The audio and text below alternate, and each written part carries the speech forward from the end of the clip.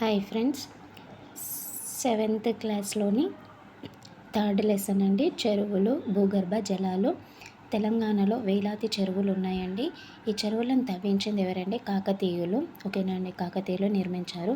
బృహత్ శిలాయుగంలోనే చెరువులను తవ్వించి నిర్మించారు. ఓకేనండి. ఏ శిలాయుగం అండి? బృహత్ శిలాయుగం అంటే చాలా బృంద భూగర్భ జలాలు కాబట్టి మంచిగా ఉండాలి కాబట్టి బాగా అని గుర్తుంచుకోండి. ఓకేనండి. బాగా తెలంగాణలో చెరువులు బాగా ఉండాలని బృహత్ శిలాయుగంలో చెరువులను తవ్వించారు. ఓకేనండి. వ్యవసాయానికి ఇవి ఉపయోగించారు.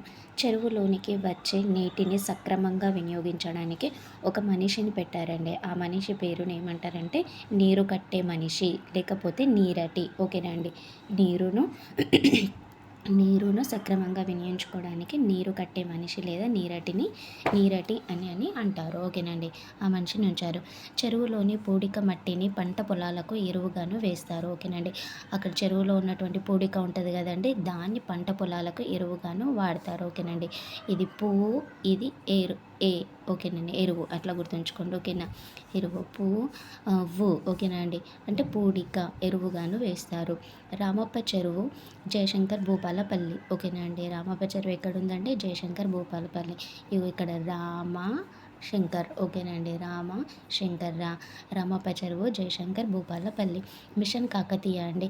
దాని ఏమని ఉంటుందండి? మన ఊరు మన చెరువు అని ఒక నినాదంలాగా హైలైట్ అనేది రాసింది ఉంటుంది. మిషన్ కాకతీయ అంటే మన ఊరు మన చెరువు. ఓకేనండి. చెరువుల అభివృద్ధి కోసము ప్రారంభించారండి. రాష్ట్రంలోని 47,000 చెరువులు. ఓకేనండి. మొత్తం ఇన్ని 47,000 చెరువుల్లో పూడిక, మరమ్మతులు, చెరువుల కట్టల నిర్మాణాలను చేపట్టారు. చేపలు పట్టేవారు ఎవరండి? బేస్తా, గుండ్ల, గంగపుత్ర, తెనుగు, ముదిరాజు. ఓకేనండి. బేస్తా వాళ్ళు గూండ్ల, గంగపుత్ర వాళ్ళు, తెనుగు వాళ్ళు, ముదిరాజు వాళ్ళు, వీళ్ళు చేపలు పడతారు. సూర్యాపేట జిల్లా బేతవూలు నుండి కోదాడకు 16 కిలోమీటర్ల దూరంలో ఉందండి. ఓకేనండి. ఈ బేతవూలు సూర్యాపేటలోనే ఉంది, కోదాడ కూడా సూర్యాపేటలోనే ఉందండి. ఓకేనా. కోదాడకు 16 కిలోమీటర్ల దూరంలో ఉంది. కాకతీయుల సామంత రాజు బేతాళ రెడ్డి. ఓకేనా అండి. ఈ బేతాళ రెడ్డి పేరు మీదుగానే బేతవూలు అని పేరు వచ్చింది. ఓకేనండి. బేతాళ రెడ్డి భార్య. ఓకేనండి. బేతాళ రెడ్డి భార్య వీరలాదేవి. ఓకేనా అండి. ఇక్కడ ఉందండి బేతాళ వాళ్ళ భార్య ఓకేనండి. ఇక్కడ అలా ఉంది కాబట్టి వీరలాదేవి. ఈమె పేరు మీదుగానే వీరలాదేవి చెరువు లేదా ఈర్లదేవి చెరువును తవ్వించారు. ఓకేనండి. వీరలాదేవి లేదా ఈర్ల చెరువు. కట్టమైసమ్మ, గంగమ్మ దేవతల గుడులు ఉన్నాయండి. ఇక్కడ ఏమేమి ఉన్నాయి? కట్టమైసమ్మ. ఓకేనా అండి. ఫస్ట్ చెరువు దగ్గరికి వెళ్ళగానే ఎవరు కనిపిస్తారు మనకి? కట్టమైసమ్మ. ఓకేనా అండి. కట్టలు కట్టిన ఉంటాయి కదండి, చెరువు కట్టలు కడతారు కదా, కట్టమైసమ్మ. నెక్స్ట్ గంగమ్మ దేవతల గుడులు ఉంటాయి. మార్చి ఏప్రిల్లో ఎక్కువగా చేపలు పడతారు. ఓకేనా అండి. మార్చిలో ఏప్రిల్లో చేపలు ఎక్కువ పడతారు. మిగతా నెలల్లో సన్నకారు రైతులు లేదా కూలీలుగాను పనిచేస్తారు. ఓకేనా అండి. మిగతా టైంలో ఏం చేస్తారు వాళ్ళు? సన్నకారు రైతులుగాను లేకపోతే కూలీలుగాను పనిచేస్తారు. చేపల సీడ్లలో బొచ్చే, కట్ల, మెరిగే, రవ్వ, బంగారు తీగలు అనేటివి ఒకటేనండి. ఇవన్నీ చేపల యొక్క రకాలు. ఓకేనండి. బొచ్చే చేప, కట్ల, లేకపోతే మెరిగే, రవ్వ, బంగారు తీగలు, ఇవన్నీ చేపల యొక్క రకాలు. చేపల సీడ్స్లో ఇవి ఉంటాయండి. చేపల రకాలు ఇంకేంటండి?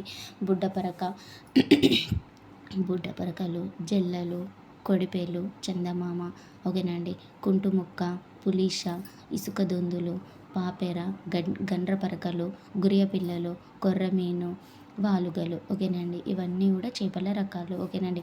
మనకి ఎక్కువను ఇవన్నీ తెలుసు కానీ కొడిపేలు తెలియదండి. కొడిపేలు, కుంటుముక్కు. ఓకేనండి. కుంటుముక్కు, ఇసుక దొందులు. ఓకేనండి. ఇసుక దొందులు, గురియలు, కొర్రమీను, వాలుగలు. ఓకేనండి. వాలుగలు ఇవన్నీ మామూలుగా తెలంగాణలో యూజ్ చేసేయండి. జల్లలు, చందమామలు, పులిషలు, పాపేర, గండ్రపరక, గురియలు, కొర్రమీను. ఓకేనండి. చేపల వలలు నూలుతో చేసినవండి. చిన్న వల, చిన్న పరిష అండి.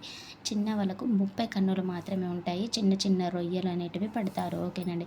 పెద్ద పరిష అని దొడ్డు వల అంటే దీనికి 60 ఉంటాయండి, కన్నులు ఉంటాయి.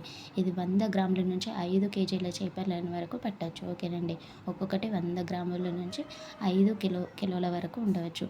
వాళ్ళకు ఇనుము లేదా సీసంతో చేసిన పూసలు ఉంటాయండి. ఓకేనండి. వీటిని ఎరగా వేసి చేపలను పడతారు. ఓకేనండి. ఇనుము లేకపోతే సీసం. ఓకేనా అండి. ఇనుము, సీసంని చేసిన పూసలు అనేటివి ఉంటాయి. నీరు తక్కువగా ఉంటే వల విసురుతారండి. కచ్చు వల బెండు వల వలె ఉంటుంది. ఓకేనండి. కచ్చులు ఉండేది బెండ్లు వలె ఉంటుంది. బెండ్లని కుచ్చుకుంటది కదండీ! కచ్చు అంటే కచ్చు బెండ్ల వలె ఉంటుంది. 1 హెక్టార్ అంటే 2.5 ఎకరాలు. ఓకేనండి. 1 హెక్టార్ భూమి అంటే ఏందండి 2.5 ఎకరాలు. పరపతి సంఘంలో 339 మంది సభ్యులు ఉన్నారు. మత్స్యశాఖ వారు రూ. 2,35,000 ఇస్తారండి. 2,35,000 రూపాయలు ఇస్తారు.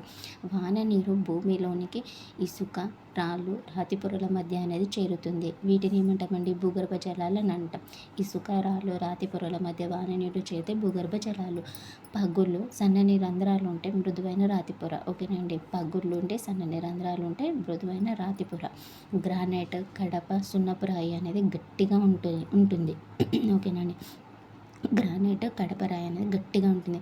గ్రానైట్ కిందికి నీరు చేరదండి. దీన్ని ఏమంటాము గట్టి రాతి పొర అంటాము. ఓకేనండి. గట్టిగా ఉంటుంది, నీరు వెళ్ళదు కాబట్టి గట్టి రాతి పొర. ఓకేనండి.